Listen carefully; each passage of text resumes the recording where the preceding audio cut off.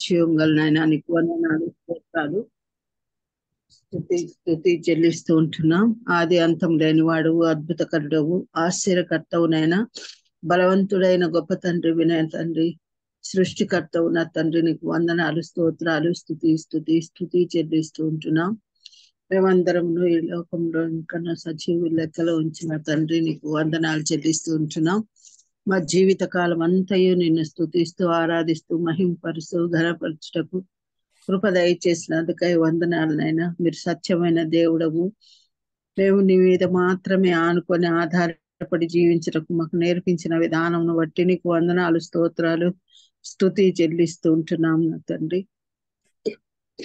అయా కనికరం గల నా ప్రభుడవు నా తండ్రి, మాకు ఇచ్చిన రక్షణను బట్టి స్తోత్రాలు. మా పాపములను క్షమించిన విధానం బట్టి ఇక ఎన్నటికి నీ జ్ఞాపకము చేసుకొనను చెప్పిన దేవానికి స్తోత్రాలనైనా స్తుతి చెల్లిస్తుంటున్నాం. స్తుతికి పాత్రుడవునైనా నీ పరిశుద్ధమైన రక్తం చేత మమ్మను కడిగి ఉచితముగా నీతిమంతులుగా తీర్చినావు నాయన. నీకు వందనాలు తండ్రి. స్తుతి చెల్లిస్తూ ఉంటున్నాం. ఆది అంతము లేని వాడ, అద్భుతకరుడ, ఆశ్చర్యకర్తవని మరొకసారి కొనియాడుతూ గణపరుస్తూ మహింపరుస్తూ ఉంటున్నాను నా తండ్రి. నీకు స్తోత్రాలు నా తండ్రి. మాకు ఇచ్చిన ఈ గొప్ప తరుణమును బట్టి స్తోత్రాలు. ఈ విధంగా ఉదయకాలాన నా తండ్రి సహవాసంగా కూడి వచ్చుటకి ఇచ్చిన కృపను బట్టి నీకు వందనాలు స్తోత్రాలు. పలు ప్రాంతాల నుండి నా తండ్రి మేము ఈ మొదటి ఈ సమయంలో నా తండ్రి నా ప్రభా మా సృష్టికర్త అయిన నిన్ను మాత్రమే మేము తలంచు, నీ యందు మాత్రమే మేము నీ పరిశుద్ధ వాక్యాన్ని విని నా తండ్రి మా జీవితంలో మార్చుకొనుటకు నా తండ్రి నీవు నేర్పిస్తుంటున్నా ఈ సమయం బట్టి నీకు వందనాలు స్తోత్రాలు స్తుతి చెల్లిస్తూ ఉంటున్నాం. ఘనమైన ప్రభుడవునైనా, సృష్టికర్తవైన ఆశ్చర్యకరుడవు నా తండ్రి, నీకు స్తోత్రం స్తుతి చెల్లిస్తూ ఉంటున్నాను నాయన. నా తండ్రి చేరవచ్చిన ప్రతి బిడ్డను బట్టి కూడా నీకు వందనాలు స్తోత్రాలు స్తుతి చెల్లిస్తూ ఉంటున్నాం. నా ప్రభా ఇంతవరకు నిన్ను స్తుతించి గణపరిచి మహింపరిచి ఉంటున్నాం నాయన.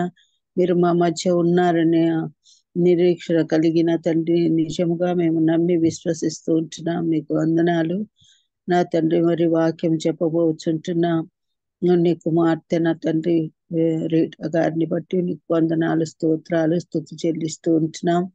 బిడ్డ నా తండ్రి ఈ వాక్యాన్ని చెప్పబోచుంటున్నా, ట్రాన్స్లేట్ చేయబోచున్న బ్రదర్ను బట్టి కూడా నీకు వందనాలు స్తోత్రాలనైనా.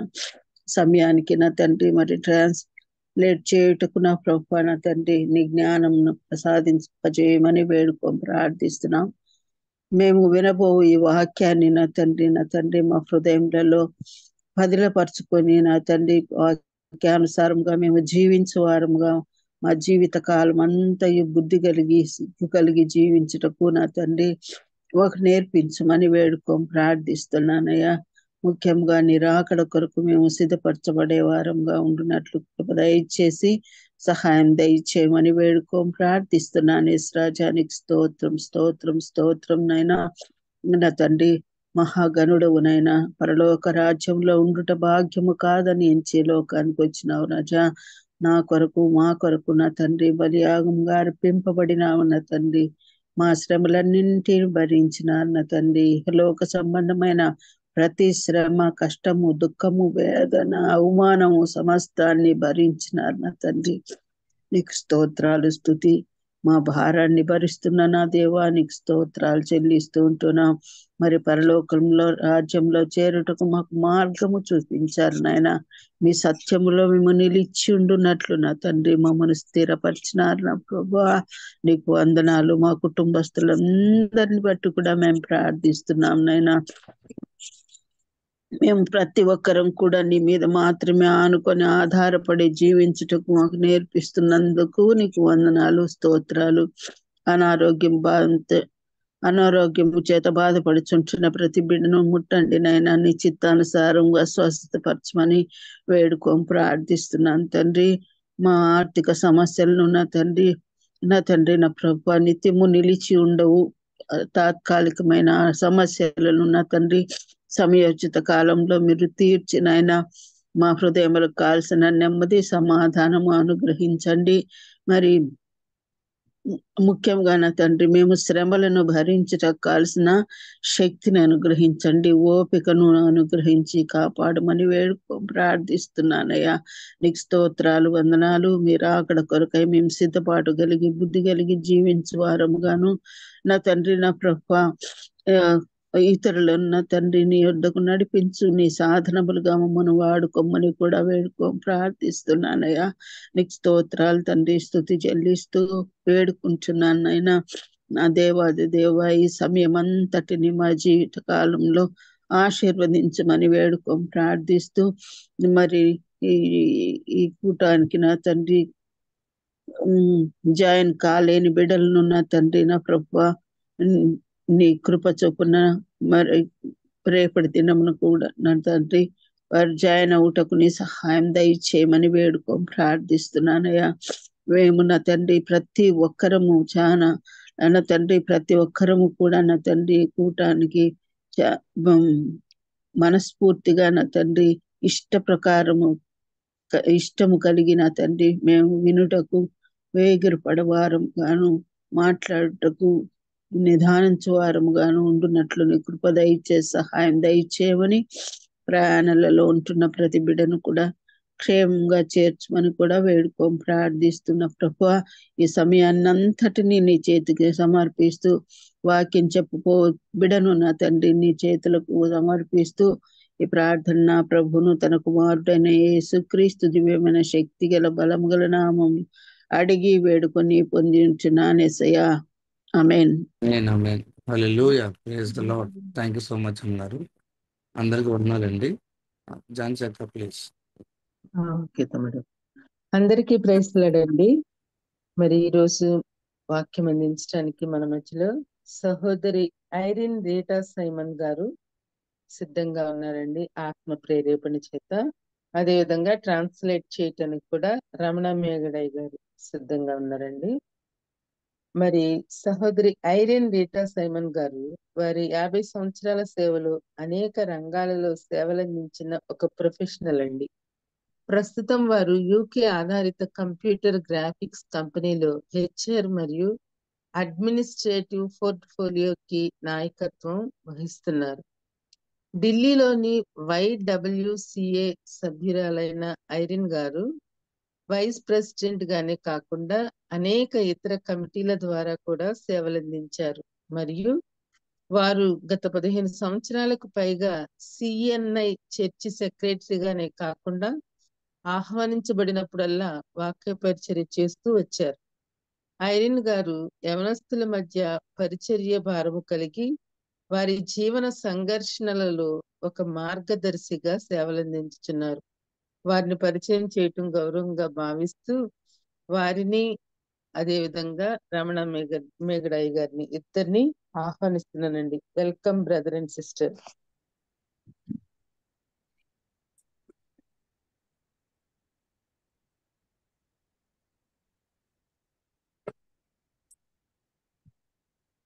Welcome madam. Thank you. So today what are we going to speak on? Let us speak on God's judgment, which is just and merciful. ఈ దినపు ఉదయకాలంలో మనం ధ్యానించబోయేటువంటి అంశము దేవుని యొక్క తీర్పు న్యాయమైనది, యుక్తమైనదిగా ఉంటుంది. For this we will cover portions in Isaiah, Romans and John. Isaiah, Romans and John. ఈ దినపు ధ్యానం వరకు మనం యెషయా గ్రంథము, యోహాను సువార్త, రోమిలకు రాసిన పత్రికని ధ్యానం చేసుకుందాం. Now I want to ask anyone, can they tell me what they mean by God's judgment is just and merciful? మనలో ఎవరైనా సరే ఒకసారి అవకాశం ఉంటే చెప్పండి, దేవుని యొక్క తీర్పు న్యాయమైనది, కృప కలిగినది అనే అంశం గురించి.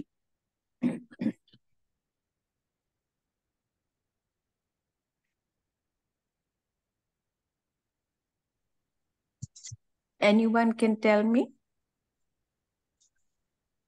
మనలో ఎవరైనా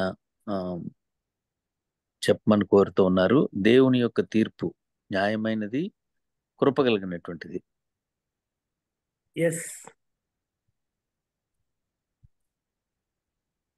ఎస్ ఇట్ ఈస్.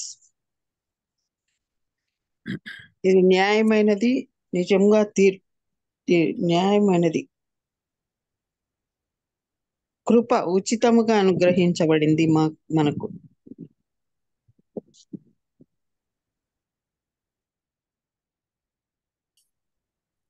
దేవుడే దిగి వచ్చాడు, పరలోకము నుండి దిగి వచ్చాడు, దేని దశను కోరుతున్నాడు. Good.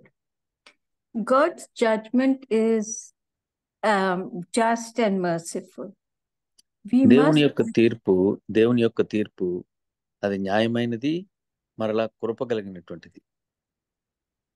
We must understand that when any judgment is being passed, there is no partiality.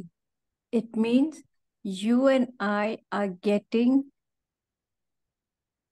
a sentence passed without any judgment, which is a likeness for you or a likeness for me. It is fair and it is impartial. ఏ విధమైనటువంటి తీర్పుని మనం చూసినప్పటికీ కూడా దేవుడు చేసేటువంటి తీర్పు న్యాయముతోనూ కృపతోనూ కూడి ఉండడంలో ఎలాంటి పక్షపాతము గాని వివక్ష గాని ఉండకుండా మనము ఆశించకపోయినటువంటిది అయినప్పటికీ కూడా ఆయన నిష్పక్షపాతముగా తీర్పు తీరుస్తారు.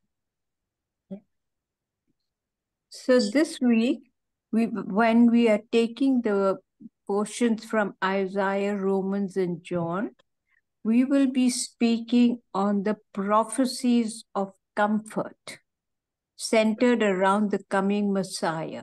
The prophecies of comfort centered around the coming Messiah.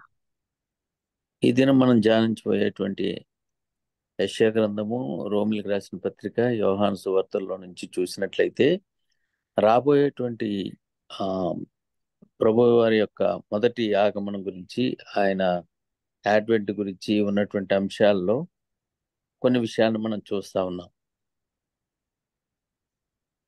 Ramana, can you read Isaiah 51 verses 3 to 8? Isaiah 51 verses 3 to 8. Sister Jhansi గారు మీరు చదువుతారండి, నేను తీయడం కొంచెం కష్టం.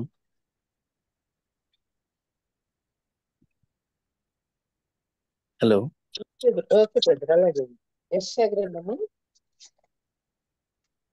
Isaiah 51 3 to 8. Just 1 minute, ma'am. యెహోవా సియోనును ఆదరించుచున్నాడు, దాని పాడైన స్థలములన్నిటినీ ఆదరించి దాని అరణ్య స్థలములను యోదోను వలె చేయుచున్నాడు. దాని ఎడారి భూములు యెహోవా తోట వలె నగునట్టు చేయుచున్నాడు. ఆనంద సంతోషములను, కృతజ్ఞతా స్తుతియు, సంగీత గానము దానిలో వినబడును. నా ప్రజలారా నా మాట ఆలకించుడి, నా జనులారా నాకు చెవియొగ్గి వినుడి. ఉపదేశము నా యొద్ద నుండి బయలుదేరను. జనములకు వెలుగుగా కలుగునట్లుగా నా విధిని నియమించును. నేను ఏర్పరచు నా నీతి సమీపముగా ఉన్నది. నేను కలుగుజేయు రక్షణ బయలుదేరుచున్నది. నా బాహువులు జనములకు తీర్పు తీర్చును. ద్వీపవాసులను నా తట్టు చూసి నిరీక్షణ గలవారగుదురు. వారు నా బాహువును ఆశ్రయింతురు. ఆకాశం వైపు కన్నులెత్తుడి, క్రింది భూమిని చూడుడి. అంతరిక్షం పొగవలే అంతరార్ధనమగును, భూమి వస్త్రమలే పాతగిల్లిపోవును. అందలి నివాసులు అటువలే చనిపోవుదురు. నా రక్షణ నిత్యము ఉండును, నా నీతి కొట్టివేయబడదు. నీతి అనుసరించు వార్లారా నా మాట వినుడి. నా ధర్మశాస్త్రమును హృదయమందుంచుకుని వార్లారా ఆలకించుడి. మనుషులు పెట్టు నిందకు భయపడకుడి, వారి దూషణ మాటలకు దిగులు పడకుడి. వస్త్రమును కొరికివేయినట్లు చిమ్మట వారిని కొరికివేయును, బొద్దిక గొర్రెబొచ్చును కొరికివేయినట్లు వారిని కొరికివేయును. అయితే నా నీతి నిత్యము నిలుచును, నా రక్షణ తరతరములు ఉండును. Thank you. Thank you. Now, friends, this is the promise. This is the promise of comfort, joy, and gladness. మనకు ఇవ్వబడినటువంటి వాగ్దానము ఆనందంతోనూ ఆదరణతోనూ సంతోషంతోనూ కూడి ఉన్నటువంటి విషయంగా మనం చూస్తూ ఉన్నాం. Yes. Our Lord is just asking us to listen to him. దేవుడు ఆయన యొక్క మాటని ఆలకించాలని వినాలని కోరుతూ ఉన్నారు. As he gives us the law. ఆయన మనకు ధర్మశాస్త్రం అనుగ్రహించినప్పుడు మనం వినాలని ఆయన కోరుకుంటూ ఉన్నారు. Everything comes through him and his salvation will be forever. ఆయన దగ్గర నుండే మనకి రక్షణ కలుగుతుంది. ఆయన ఇచ్చేటువంటి రక్షణ శాశ్వతమైనటువంటిది. From generation to generation. తరము నుండి తరముల వరకు ఆయన ఇచ్చేటువంటి రక్షణ నిరంతరం ఉండేటువంటిది. So this is the promise. All he wants us to do is listen to him and listen to his laws. And then this covers our generations from one generation to the next so that we follow Jesus and his dictates direct our footsteps. ఆయన ఇచ్చినటువంటి ధర్మశాస్త్రమును దానిలో ఉండేటువంటి న్యాయ విధులను మనము తరతరములు మనం పాటిస్తూ ముందుకు సాగాలనేటువంటిది దేవుని యొక్క ఉద్దేశము సంకల్పన అయి ఉన్నది. Now we will cover a portion in the book of Romans chapter 2 verses 1 to 11. Romans chapter 2 verses 1 to 11. In this book, the book of Romans, we see that the Jews are judged according to their truth and by their works, without any partiality. రోమిలకు రాసిన పత్రిక 2వ అధ్యాయంలో మనం చూసినటువంటి ఆ వాక్య భాగంలో ఏ విధమైనటువంటి పక్షపాతము లేకుండా దేవుడు ప్రజలకు తీర్పు తీరుస్తారన్న అంశాన్ని మనం స్పష్టంగా చూస్తూ ఉన్నాం. Paul, who is the apostle and the author of Romans, writes to reveal God's plan of salvation. రోమిలకు రాసిన పత్రిక రాసినటువంటి పౌలు భక్తుడు ఆ వాక్య భాగంలో దేవుని యొక్క రక్షణ ప్రణాళికను ఆయన ఉద్దేశాలని చాలా స్పష్టంగా మనకి విశదపరిచేలాగా లిఖించబడి ఉన్నాయి. I want to know when you and I are judged,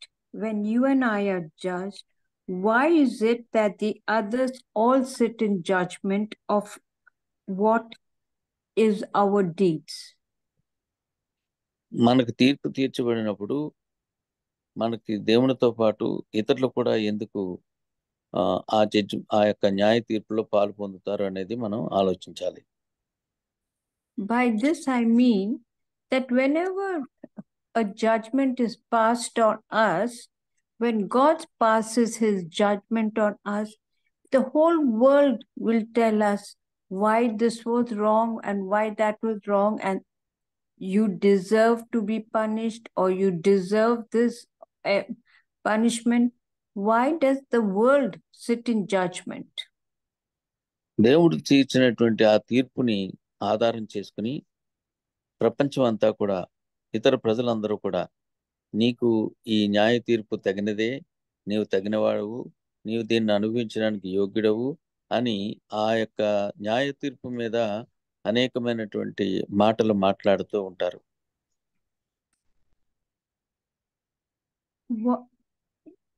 The people who would sit in judgment, they too are doing the same mistakes that we are doing.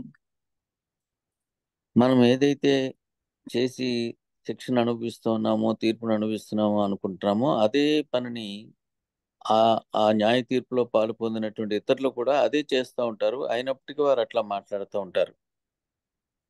Do you think that they will not be judged? మనం అనుకోవచ్చు వారికి కూడా ఇలాంటి తీర్పు రాదని అనుకుంటున్నామా? I want us to know that there is always glory, honor, and peace on anyone who works what is good. ఎప్పుడు కూడా ఏదైతే న్యాయమైనది, మర్యాద అయినది, అలాంటి విషయాల మీద, ఆ మంచి విషయాలన్నిటి మీద కూడా న్యాయ తీర్పు సంబంధించిన విషయాలు ఉంటాయి. Yes, God has given us laws to follow his footsteps. He has given us every good thing so that man who is made in his image enjoys the fruit of the land. భూమి మీద ఉన్నటువంటి సకలమైనటువంటి ఆశీర్వాదాలని అనుభవించడానికి దేవుడిచ్చినటువంటి న్యాయ విధులు, కట్టడలు, వాటిని అనుభవించడం ద్వారా మనం దేవునికి మహిమకరంగా, మనకు సంతోషకరంగా ఉండడానికి అవకాశం ఉంది.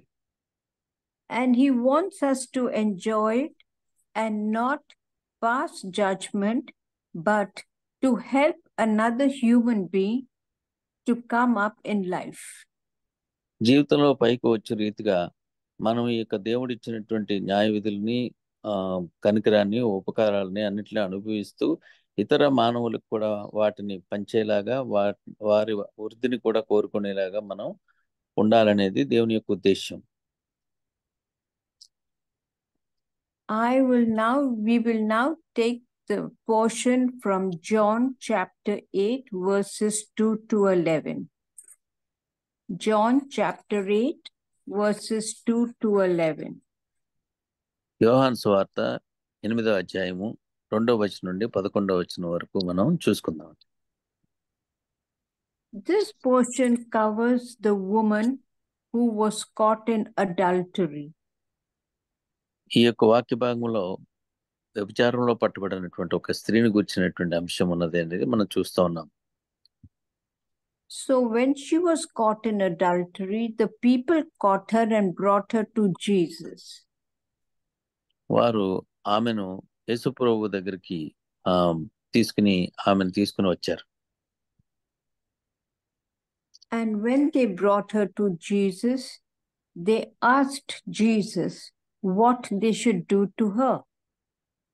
వారు యేసుప్రభువు దగ్గరికి ఆ వ్యభిచారంలో పట్టుబడినటువంటి స్త్రీని తీసుకుని వచ్చి, ఈమె పట్ల మేము ఏం చేయాలి అని, మీరు ఏం చేస్తారని అడుగుతూ ఉన్నారు. Because she was caught in adultery, ఎందుచేతనంటే ఆమె వ్యభిచారంలో పట్టుబడింది కాబట్టి. and according to Moses' law, she should be stoned.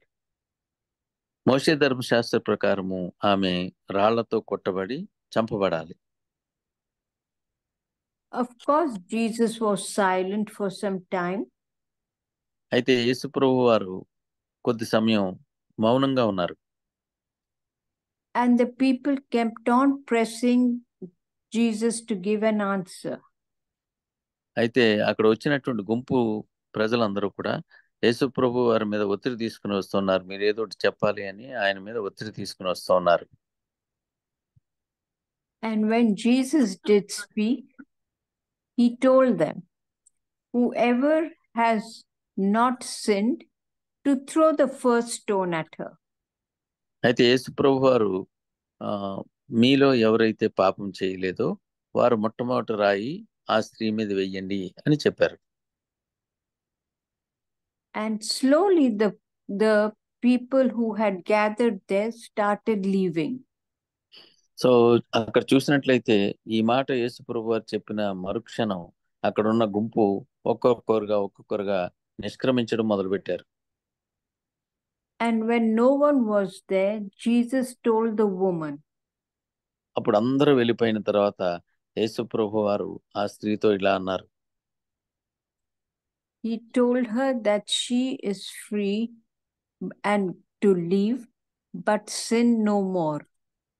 యేసుప్రభు వారు, నేను కూడా నిష్కరించట్లేదు, నీవు వెళ్ళిపోనవచ్చు, కాకపోతే ఇక మీదట పాపము చేయకుము అని ఆమెతో ఆయన అన్నారు.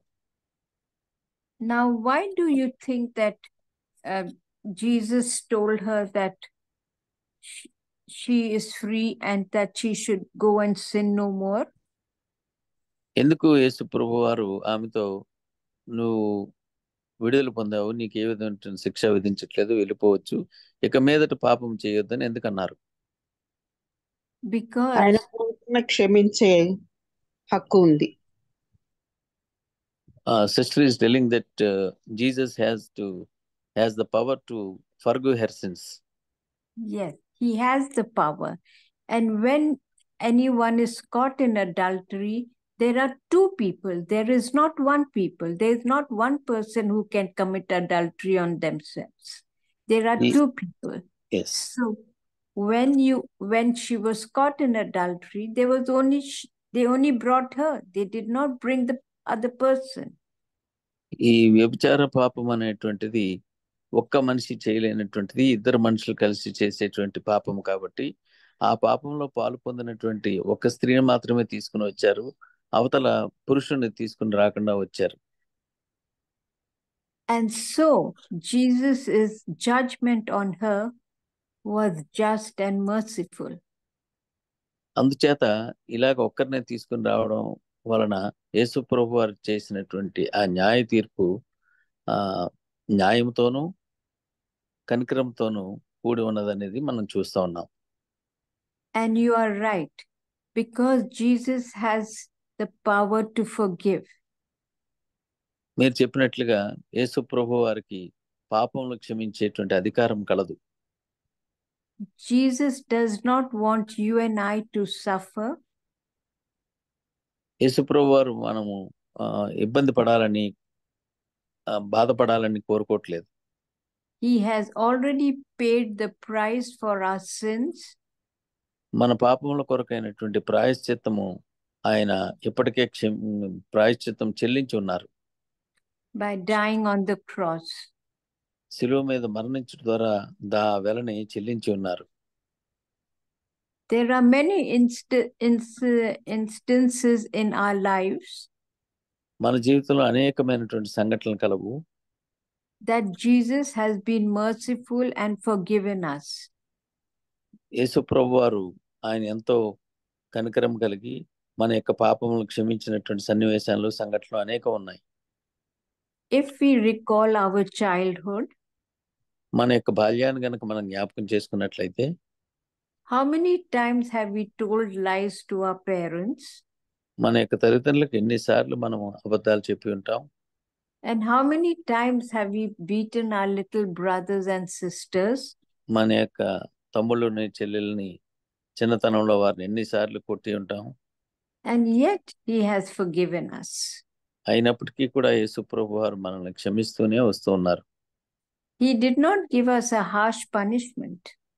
ఆయన మనకి కఠినమైనటువంటి ప్రతి కార్యము చేయలేదు. We were just scolded. We were not beaten because we had made our little brother and sister cry. We were scolded about it. మనం మన చెల్లెల్ని తమ్ముళ్ళని కొట్టినప్పుడు, వారిని ఇబ్బంది పెట్టినప్పుడు మనం కొద్దిగా గద్దించబడ్డాం అంతే. మనకి శిక్ష రాలేదు, మనం కొట్టబడలేదు. And there was mercy. అక్కడ కనికరం కలదు. And forgiveness. పాప క్షమాపణ కూడా అక్కడ మనకు చూపించబడింది. Why doesn't somebody tell us what they had gone through when Jesus had been merciful to them? మనం యేసుప్రభు వారి యొక్క కనికరాన్ని, కృపని అనుభవించిన తర్వాత ఆయన మనకు చేసిన దాన్ని ప్రాధాన్యంగా మనం మన జీవితాల్లో అనుభవిస్తూ ముందుకు సాగాలి. Can someone in the congregation explain to us how they felt that God was being merciful and just in his judgment on them? మనలో ఎవరైనా ఒకసారి దేవుడు మనల్ని క్షమించి ఆయన కనికరాన్ని, ఆయన కృపని చూపించినప్పుడు మనం ఎలాగ దాన్ని చెప్పాలి అనేది అవకాశం ఉంటే ఎవరైనా చెప్పండి అని కోరుతూ ఉన్నారు. కృతజ్ఞతలు చెప్తాము. మనకి ఎవరైనా ఉద్యోగం ఇప్పించినప్పుడు మనం చెప్తాం కదా, అట్లనే అసలు అంతకంటే దేవుడు మనకి జీవాన్ని ఇచ్చాడు, మనకి ఎన్నో మేలు చేశాడు కాబట్టి కృతజ్ఞతలు చెప్తాం, స్తుతిస్తాం. We give thanks and we praise God. The sister is telling, we praise God and we thank for the mercy God has shown to us. Yes. Every minute of the day we have to thank God. His mercy continues to guide us and forgive us. There are instances in every minute of the day. Sometimes we get angry, don't we? Sometimes we are so upset. We punish ourselves. But God says you don't need to do that. I am here to take care of your problems. Every problem, every burden, bring it to me. Tell me about it, and I will let you know what needs to be done. I will pass the judgment for you. మన But యొక్క trust జీవితం me. Yes ఆయన యందు విశ్వాసం ఉంచి మన జీవితంలో ప్రతి క్షణాన్ని ప్రతి నిమిషాన్ని కూడా ఆయన పట్ల కృతజ్ఞత కలిగి థ్యాంక్స్ ఆయనకి కృతజ్ఞత చెప్పుచు ముందుకు సాగిపోవడానికి వెళ్తూ ఉన్నప్పుడు సంభవించేటువంటి అనేక సందర్భాల్లో మనకు కూడా కోపం వస్తుంది, చిరాకు వస్తుంది, బాధ కలుగుతుంది, నిరాశ నిస్పృహలు వస్తాయి. అలాంటి సన్నివేశాలని కూడా దేవుని యొక్క సన్నిధికి విశ్వాసంతో తీసుకొస్తే ఆయన న్యాయమైన తీర్పును తీరుస్తానని యేసు ప్రభువు వారు సెలవిస్తా ఉన్నారు. That is why people like you and me, friends, we need to be always blessed because God's mercy rests on us and we in turn try to be like him. We need to not pass judgment over people. We tend to do it. It is human nature that whenever a situation arises, you and I pass judgment. It is true. But God says you do not need to do that. I am here. Let me pass a judgment which is fair. Because when we pass judgment, we always take sides. We take sides from this one or we take sides over that one. But God says no. Judgment has to be fair, it has to be merciful, and it has to be impartial. యేసు ప్రభువు వారు సెలవిచ్చేది ఏంటంటే, మనకు నేర్పేటువంటి పాఠం ఏమిటంటే, ఆయన స్వరూపంలోనికి మనం మార్చబడాలి అంటే మనము ఏ విధమైనటువంటి తీర్పు ఇతరుల మీద తీర్చకుండా ఉండులాగున మన యొక్క పరిస్థితులన్నీ కూడా దేవుడు ఏ రీతిగా కనికరంతోనూ దయతోనూ నిష్పాక్షపాతముగా న్యాయంతోనూ తీర్పు తీర్చి మనల్ని ఎలాగైతే ఆదరిస్తూ ముందుకు నడిపిస్తూ ఉన్నారో అదే మాదిరిగా మనం వారికి ఇతరుల పట్ల మనం తీర్పు తీర్చినప్పుడు తప్పనిసరిగా మనం ఒక అటువైపో ఇటువైపో ఎటో ఒకటు మొగ్గేటువంటి అవకాశం ఉంటుంది. కాబట్టి అలాంటి పరిస్థితులు ఉండకుండా ఎవరి మీద మనం తీర్పు తీర్చకుండా మన యొక్క తీర్చబడినటువంటి కనికరంతో కూడిన తీర్పుకి తగినట్టుగా ఆయన స్వరూపంలోకి మార్చబడాలనేది యేసు ప్రభువు వారి యొక్క ఉద్దేశము, కోరిక ఉన్నది. Let us take the recent war in Israel where the Hamas had attacked Israel. ఇప్పుడు జరుగుతున్నటువంటి ఇజ్రాయేలు హమాస్ యొక్క యుద్ధంలో అక్కడ జరిగేటువంటి సంభవాలను చూసినప్పుడు మనం ఎలాగ ఆలోచిస్తా ఉన్నాం. There were rumors of war and Israel they were not prepared, but Hamas had stealthily attacked Israel. So Israel ప్రజలు ఇప్పుడు జరిగేటువంటి యుద్ధ పరిస్థితుల్లో ఇజ్రాయెల్ ప్రజలు సిద్ధంగా లేనప్పుడు హమాస్ వారు ముందుగానే అంతా సిద్ధపరుచుకొని వారు కావాలని ఇజ్రాయెల్ ప్రజల మీద యుద్ధాన్ని ప్రకటించి ముందుకు వెళ్ళారు. And what happened? Israel was not ready, but Israel is God's chosen country. Israel ప్రజలు సిద్ధంగా లేకపోయినప్పటికీ, వారు యుద్ధానికి సన్నద్ధంగా లేకపోయినప్పటికీ వారు దేవుని ప్రజలు కాబట్టి దేవుడు వారి పక్షంగా ఉన్నాడు అనేది మనం చూస్తా ఉన్నాం. And everywhere in the Bible you will read that God forgives them 100 times over. మనం చూసినట్లయితే దేవుని యొక్క వాక్యంలో ఇశ్రాయేలు ప్రజలు ఎన్ని మార్లు తప్పిదం చేసినప్పటికీ దేవుడు 100 మార్లు అంటే ఇన్యూమరబుల్ మనం లెక్కింపలేనన్ని సార్లు వారిని క్షమిస్తూ వస్తూ ఉన్నారు. And his love for Israel knows no bounds.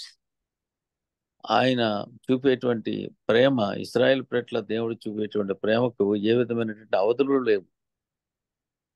But he still is not partial to them. He wants his people to return to him.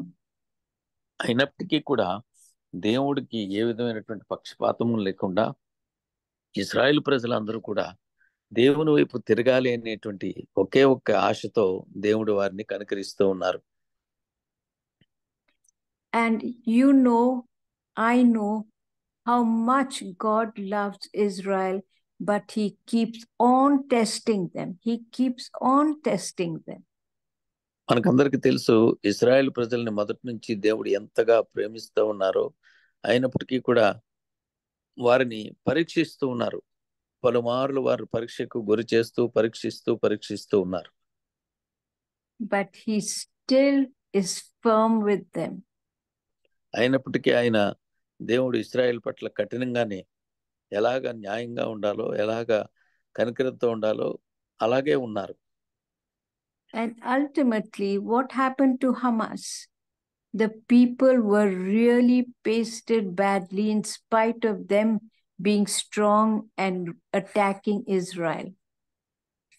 ఈ హమాస్ ప్రజలు ఎంత బలంగా ఉన్నప్పటికీ, ఎంత సన్నిధంగా యుద్ధానికి వచ్చినప్పటికీ కూడా వారు అనుభవించాల్సినటువంటి శిక్షను, ఆ బాధను, ఆ నష్టాన్ని ఈ యుద్ధంలో హమాస్ వారు అనుభవిస్తూనే ఉన్నారు.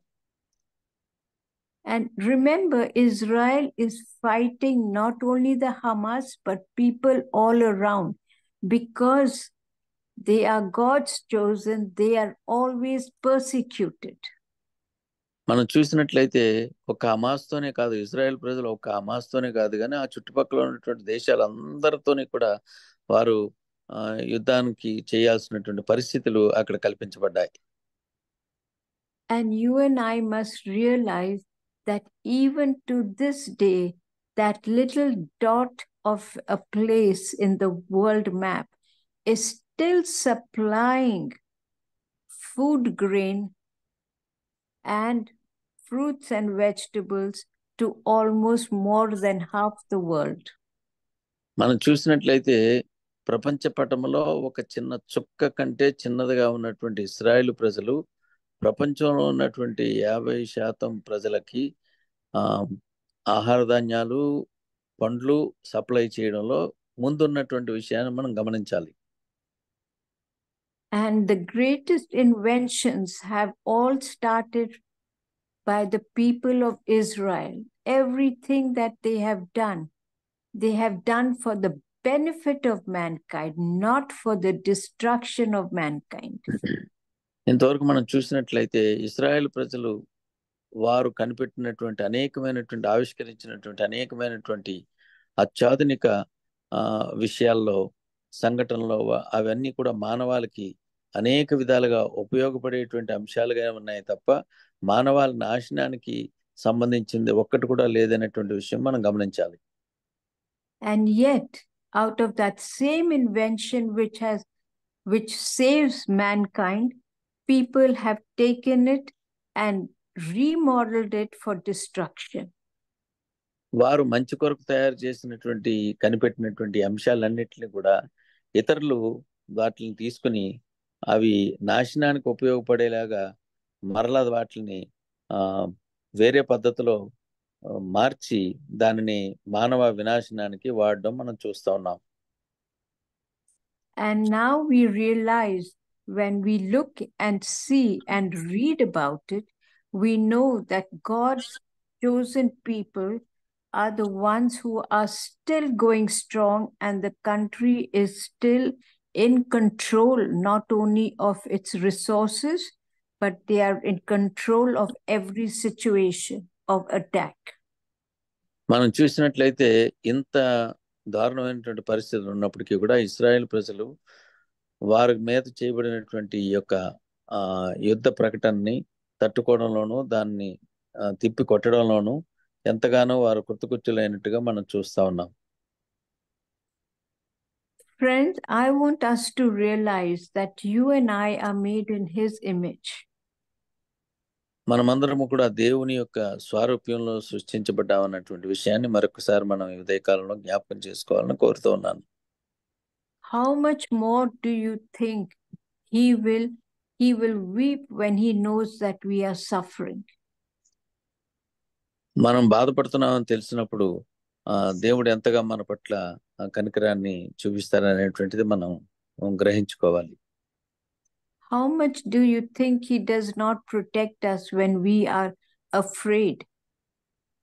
మనం భయపడుతున్నప్పుడు ఆయన ఎంతగా మనల్ని కాపాడుతూ ఉన్నారనే విషయాన్ని కూడా మనం జ్ఞాపకం చేసుకోవాలి. We need to realize that we need to depend on him. All he wants us to do is he wants us to rely on him, put our burdens on him, and ask for forgiveness for anything that we do wrong. మనం ఎల్లప్పుడూ కూడా ఆయన మీద ఆధారపడడం నేర్చుకోవాలి. ఆయన ప్రేమకు, ఆయన కృపకు, ఆయన సంరక్షణకు మనం ఆయన ఆశిస్తూ ముందుకు సాగుతూ ఉండాలి. ఆ విషయంలో మనం ఎప్పుడు కూడా వేరుగా ఆలోచించి మనల్ని చూసుకోకుండా ఆయన బలం మీద, ఆయన శక్తి మీద మనం ఆధారం పెట్టుకోవాలి. Put your burdens on him, friends, because every day, every minute, there is something that worries us. There is something that makes our heart heavy. మనకు హృదయాల్ని అనేకమైనటువంటి ఐక విచారాలు, ధనమోసాలు, పరిస్థితులు, అనారోగ్యము, అన్ని రకాలైనటువంటి చీకులు, చింతలు ఉన్నప్పుడు వీటన్నిటిని జ్ఞాపకం చేసుకుంటూ ఆయన మీద ఆధారపడడం, ఆయనను మాత్రమే ఆశ్రయించడం అనేది మనం అలవాటు చేసుకుంటే మన జీవితం సాఫీగా సాగడానికి అవకాశం ఉంటుంది. Remember, all he wants us to have is a dialogue with him. He wants us to continually talk to him, and he will not only direct our path, but he will lighten our burdens, and he will fight every battle for us. మన పక్షంగా ఆయన ప్రతి యుద్ధాన్ని చెయ్యాలి అంటే దేవుడు మన పక్షంగా యుద్ధం చేస్తానని వాగ్దానం చేశారు. అది జరగాలి అంటే మనకు ఉండేటువంటి ప్రతి బాధని, ప్రతి ఇబ్బందిని, ప్రతి సమస్యని, ప్రతి భారాన్ని కూడా ఆయన మీద వేసుకుని, ఆయన యందు విశ్వాసం ఉంచి, ఆయన మీద మాత్రమే మనం ఆశ పెట్టుకొని ఆయనతో నిరంతరము మాట్లాడుతూ ఉండాలి. నిత్యము, ఎప్పుడో ఒకసారి ప్రార్థనలో కాకుండా నిత్యము నిరంతరం ఆయనతో మనం మాట్లాడుతూ ప్రార్థన చేస్తూ ముందుకు సాగాలనేది యేసు ప్రభువు వారి యొక్క ఉద్దేశమైనది. You know, whenever I have seen many situations when we have been hurt by people, and we always pray that, you know, the person who has hurt us immensely gets punished. But what happens is we always see them going about free. But how do we know? Do you think that the person is going without a burden in their hearts? People should realize that we do not see what God is doing to them. మనకు అనేక సందర్భాల్లో మనల్ని బాధ పెట్టిన వారు, మనకి ఇబ్బంది కలిగించిన వారు, మనకు నష్టాన్ని కలిగించిన వారి విషయంలో వారు చాలా సంతోషంగా, ఆనందంగా ఏ విధమైనటువంటి తీర్పు వారి మీదకి రాకుండా వాళ్ళు ఆనందంగా ఉంటున్నట్టుగా మనకు కనబడుతూ ఉంటది. కాకపోతే దేవుడు వారికి ఎలాంటి తీర్పు తీరుస్తారు అనేటువంటిది మనం చూడలేము, మనకు తెలియదు. దేవుడు చేయాల్సిన పని ఆయన చేస్తూ ఉంటారు. He does not strike them like we want people to be struck down. No, he does not strike them. But the burden they carry is enough to let them know that they are being punished for what they have done. మనం ఏమనుకుంటామంటే వారు హఠాత్తుగా వారి మీదకి శిక్ష వచ్చేయాలి, తీర్పు వచ్చేయాలి అని మనం ఆశిస్తూ ఉంటాం. కానీ దేవుని యొక్క విధానం అట్లా ఉండదు. వారు చేసినటువంటి తప్పిదానికి, అనవసరంగా అన్యాయంగా మనల్ని నిందించి బాధ పెట్టి ఇబ్బంది పెట్టినటువంటి దానికి వారు మోసేటువంటి పాప భారము, తప్పు చేసేటువంటి పాప భారమే వారిని కృంగదీస్తూ ఉంటది. అది దేవుని యొక్క తీర్పులో భాగంగా మనం చూస్తా ఉన్నాం. Every judgment that is passed is being fair and partial. దేవుడు చేసేటువంటి ప్రతి తీర్పు కూడా అన్నీ కూడా నిశ్చయముగా అవి ఏ విధమైనటువంటి పక్షపాతం కానీ, ఏ విధమైనటువంటి ఒక పక్షముగా చేసేటువంటిదిగా కానీ ఉండకుండా న్యాయముగాను కనికరంతో కలిగి ఉంటాయనేటువంటిది మనం చూస్తా ఉన్నాం. Let's take an example of a very painful situation. మనం ఒక చాలా బాధాకరమైనటువంటి ఒక పరిస్థితిని మనం చూస్తా ఉన్నాం.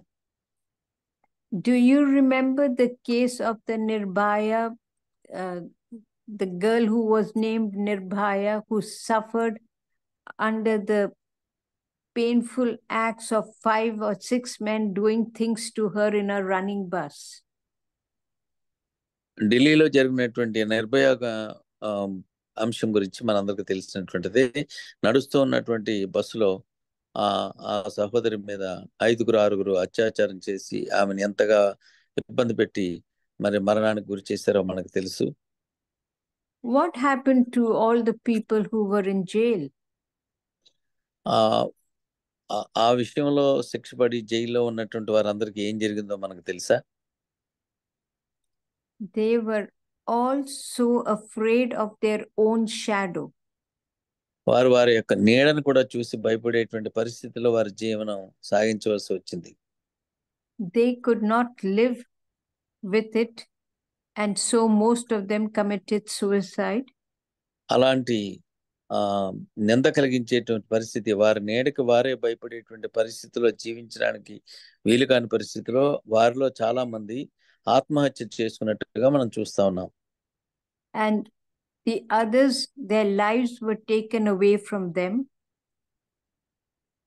వారి యొక్క ప్రాణాలని వారు తీసుకోవడానికి ప్రయత్నం చేసినప్పుడు because they did not repent.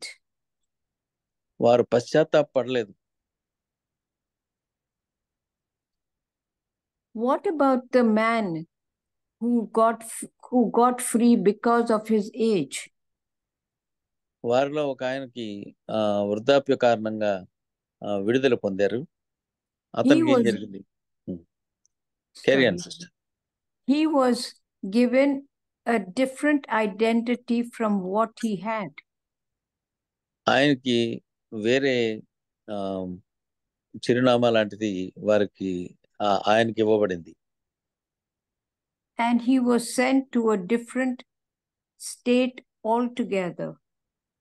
ఆయన వేరే స్థితికి, వేరే రాష్ట్రానికి మార్చడం జరిగింది. To live amongst the people. మనుషుల మధ్య ఆయన జీవించేలాగా ఆయన పంపించడం జరిగింది. Do you think that he is living a wonderful life? అతడు ఒక మంచి జీవితాన్ని జీవిస్తున్నాడని మనం అనుకుంటున్నావా? And do you think that he is enjoying his life? ఆయన యొక్క జీవితాన్ని అతడు ఆనందంగా గడుపుతున్నాడని మనం అనుకోగలమా? I can surely tell you no. నేను ఖచ్చితంగా చెప్పగలను, అలాంటి అవకాశమే లేదు. Every moment he is dying a death. ప్రతి క్షణము కూడా చచ్చి బతుకుతూ ఉన్నటువంటి జీవితంగా మనం చూస్తా ఉన్నాం. Because slowly that scene is killing him. Pardon, sister? That because he can constantly see that picture that is killing him of what he had done. ఆయన చేసినటువంటి తప్పుదేమో తన కళ్ళ ముందు కనబడుతూ ఉండడం వల్ల అదే అతన్ని నిరంతరము మరణానికి గురి చేస్తూ ఉన్నట్టుగా మనం చూస్తూ ఉన్నాం. And God is not letting him forget the evil that he did to her. ఆ సహోదరికి చేసినటువంటి ఆ చెడ్డ కార్యము తన యొక్క మదిలో నుంచి, తన కళ్ళ ముందు నుంచి వెళ్ళిపోకుండా దేవుడు నిరంతరము దాన్ని అతని ముందు పెట్టాడు. Every minute of the day he is scared that people might recognize him. అతను చేసినటువంటి తప్పిదాన్ని బట్టి అతన్ని ప్రజలు గుర్తిస్తారేమో అని ప్రతి క్షణము కూడా భయభ్రాంతులతో జీవిస్తా ఉన్నాడు. And it is very, very difficult to live like a fugitive. దిగంబరిలాగా, అనాథలాగా, దేశ దిమ్మరిలాగా అట్లాగా తిరగడం అనేటువంటిది చాలా బాధాకరమైనటువంటి సన్నివేశం జీవితంలో.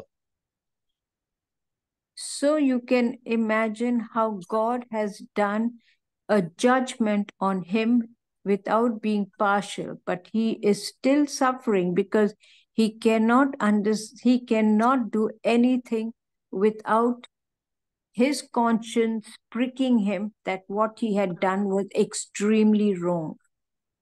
అతను చేసినటువంటి భయంకరమైనటువంటి తప్పిదం వల్ల తన యొక్క మనసాక్షి నిరంతరము తనని గుచ్చుతూ ఉన్నప్పుడు దేవుడు తన ముందుంచినటువంటి పరిస్థితులన్నీ కూడా నిరంతరము తన తప్పిదాన్ని జ్ఞాపకం చేసేలాగా, తన కళ్ళ ముందుకు తెచ్చుకునేలాగా, తనకు మనశ్శాంతి లేకుండా, ప్రశాంతత లేకుండా జీవించేటువంటి ఆ యొక్క అపరాధ భావంతో జీవించే పరిస్థితిని దేవుడు నిష్పక్షపాతంగా, న్యాయంగా, కనికరంతో ఆ యొక్క తీర్పుని తీర్చినట్లుగా మనం చూస్తా ఉన్నాం. And yet, in the goodness of his heart, God is keeping him alive. దేవుని యొక్క మహాకృపను బట్టి ఇంకను అతడు జీవించడానికి దేవుడు అనుమతించారు. And we hope that one day he will confess to God and God will forgive him his sins. ఒక దినాన్ని ఖచ్చితంగా అతడు తన యొక్క తప్పిదాలని, పాపాలని అన్నిటిని కూడా దేవుని సన్నిధిలో ఒప్పుకున్నట్లయితే దేవుడు ఆయన క్షమించడానికి సిద్ధ మనస్సు కలిగి ఉన్నట్లుగా మనం చూస్తా ఉన్నాం. And we pray that this will surely happen, to give that man peace before he closes his eyes. ఆ యొక్క జీవితం ముగించే లోపుగా దేవుడు తనకి ఇలాంటి మనస్సు ఇవ్వాలని, పశ్చాత్తాపంతో కూడి పాపాన్ని ఒప్పుకొని పాపం నుండి విడుదల పొంది రక్షణ పొందేటువంటి మార్గంలోకి రావాలనేటువంటి విషయంలో మనందరం ప్రార్థన చేయబద్దులమైనాం. All of us must be also wondering about this incident in Calcutta. కలకత్తాలో జరిగినటువంటి అంశం గురించి కూడా మనందరం చూస్తా ఉన్నాం. But God's grace and God's mercy will always bring the culprit to the foreground. It is just a matter of time. ఇది సమయం పట్టినట్టుగా కనబడుతుంది కానీ దేవుని యొక్క కృప, కనికరము ఇలాంటి వారందరినీ కూడా నిష్పక్షపాతమైనటువంటి న్యాయ తీర్పులు తీరుస్తూ వారిని పశ్చాత్తాపంలోకి తీసుకురావడానికి అవకాశాలు ఉంటాయి. Because God always waits for people to confess their sins.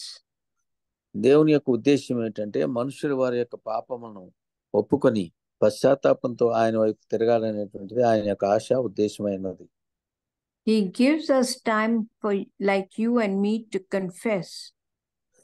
మనకు అనుగ్రహించిన విధంగానే మన పాపమును ఒప్పుకొని వాటితో విడుదల పొందాలనేటువంటి ఉద్దేశము దేవుడు మన పట్ల చూపినట్లే వారి పట్ల కూడా చూపుతూ ఉంటారు. Therefore, it is very important, friends, whatever we do in our lives, confess to God and He will carry our burdens and He will keep us away from sin. But we only need to ask Him to help us.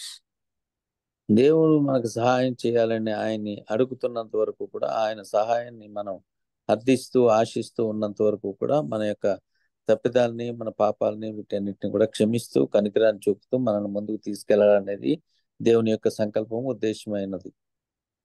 He is our heavenly Father. ఆయన మన పరలోకపు తండ్రి అయి ఉన్నారు. And it does pain Him to know that we do not cast our burdens on Him. మనం మన యొక్క భారాలన్నిటిని కూడా ఆయన మీద వెయ్యాలనేది ఆయన కోరిక. అలాగ చెయ్యం. Therefore, friends, we need to teach all our children. All our children, we need to teach them to pray, to teach them how to ask for God. God never says, I will not give it to you. He says, I will give it to you. But I will give it to you when you will enjoy it, not when you want it immediately, because that is not the time. I will give it to you so that you can enjoy it in the fruit in its season. మన యొక్క జీవితాల్లో దేవుడు అనుగ్రహించేటువంటి ఫలాల్ని మనం కోరుకున్నప్పుడు కాదు కానీ ఆయన సమయంలో ఎప్పుడు అది మనకి ఆనందాన్ని, సంతోషాన్ని, వృద్ధిని కలుగజేస్తుందో ఆ సమయంలో ఆయన అనుగ్రహిస్తారు. ఆయన అనుగ్రహించేంత వరకు కూడా మనం ఆయన మీద ఆధారపడి ఆయనను అర్థిస్తూ ప్రార్థన చేయడం, మనకు, మన పిల్లలు, మన పిల్లలకి నిరంతరము దేవుని మీద ఆధారపడి ఫలాలను ఆశించి ప్రార్థించాలనేటువంటి విషయాన్ని మనం నేర్పించబద్ధమై ఉన్నాం. That is why I always ask people, teach your children, Teach our children to pray.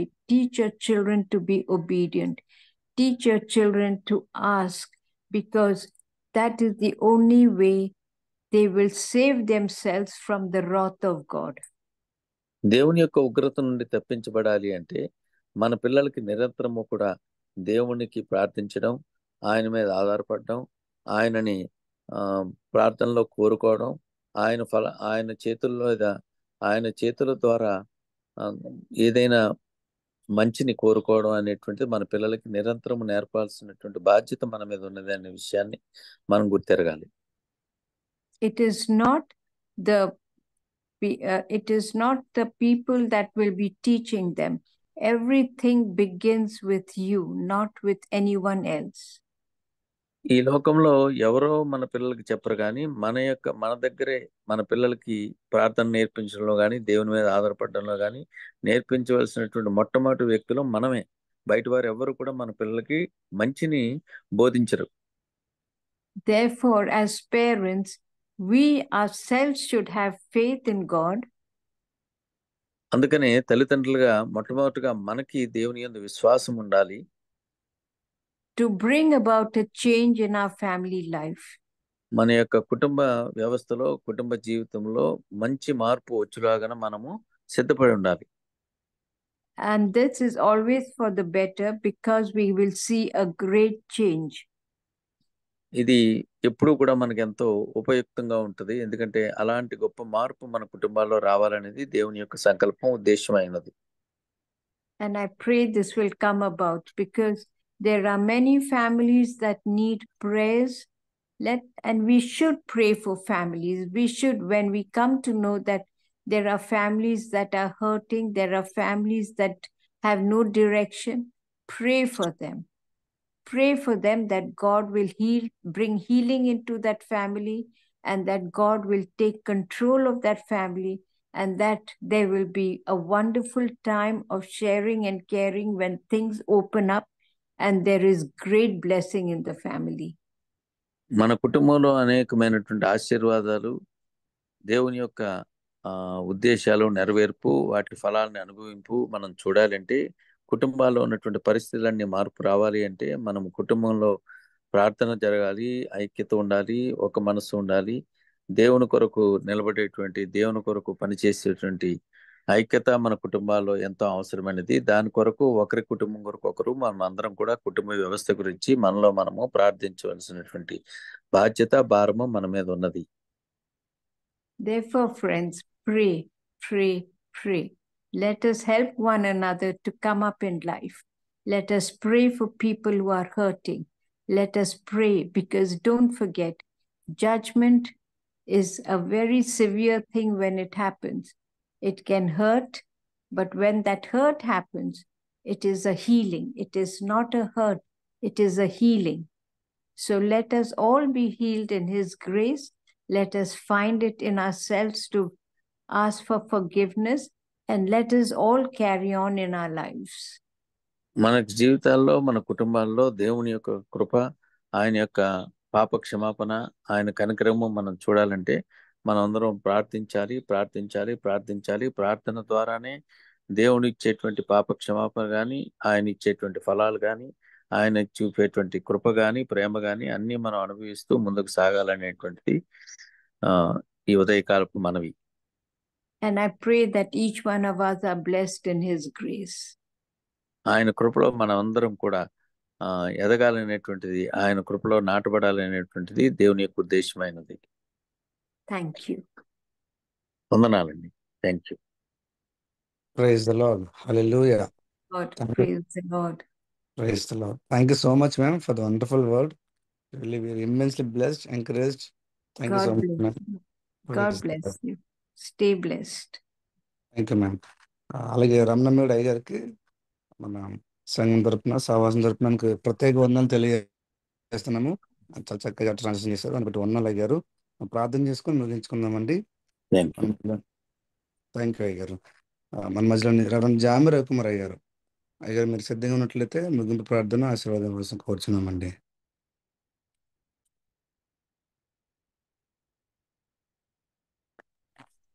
ప్రార్థన చేసుకుందామండి. పరిశుద్ధమైన తండ్రి, నీ బంగారు పదాలకు వందనం ప్రభా. నీ ప్రేమను బట్టి కృపను బట్టి వందనాలు తండ్రి.